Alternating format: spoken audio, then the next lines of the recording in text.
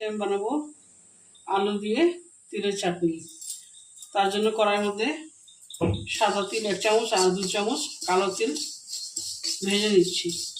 আর আলুটা এদিকে সিদ্ধ বসিয়ে দিয়েছি। 3 সিটি মেরে নামিয়ে দেবো। আলুটা ঠান্ডা করে তারপরে আপনাদেরকে দেখাবো। তিলটা গরম হয়ে গেছে, মানে ভাজা করে নিচ্ছি একটু। তারপরে রসুন দিয়ে তিলটাকে গ্রাইন্ড করে দেখাচ্ছি। এই দেখুন বন্ধুরা, আলুটা সিদ্ধ করে এরকম করে 4 টুকরা করে নেব। গ্রাইন্ড করে নিয়েছি। 3 রোয়া রসুন দিয়েছি, কারণ রসুনগুলো বড় ছিল। আর তিলটা বেটে নিয়েছি।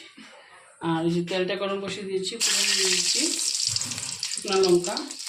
শুকনো লঙ্কাটা ভাজা হয়ে যাও, পেঁয়াজটা দিয়ে দিলাম। এখন নুনটা দিয়ে দিচ্ছি, 7 চামচ দিয়েছি নুন।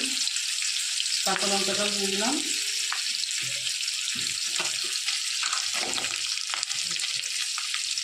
একটু সামান্য হলুদের গুঁড়ো দিয়ে একটু পেঁয়াজটাকে ভেজে নেওয়া হবে।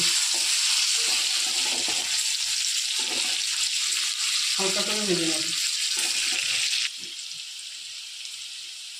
এখন তিলটা দিয়ে দিচ্ছি, তিল বাটাটা দিয়ে দিচ্ছি।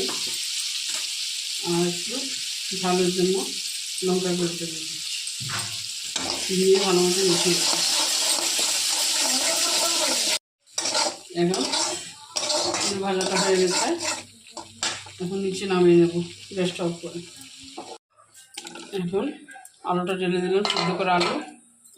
আর লেবুর রসটা দিয়ে দিলাম। তেঁতুলের রসটা দেওয়া যায়, লেবুর রসটা দিয়ে নিচ্ছি। দিয়ে ভালো মতো মিশিয়ে নেব। আর কড়াইটা চুলা থেকে নিচে নামিয়ে করবেন। এই দেখুন হয়ে গেছে, এখন নামিয়ে রাখবো। এই দেখুন বন্ধুরা, যদি ভালো লাগে অবশ্যই একবার ট্রাই করবেন, লাইক করবেন, শেয়ার করবেন, সাবস্ক্রাইব করবেন। Thank you.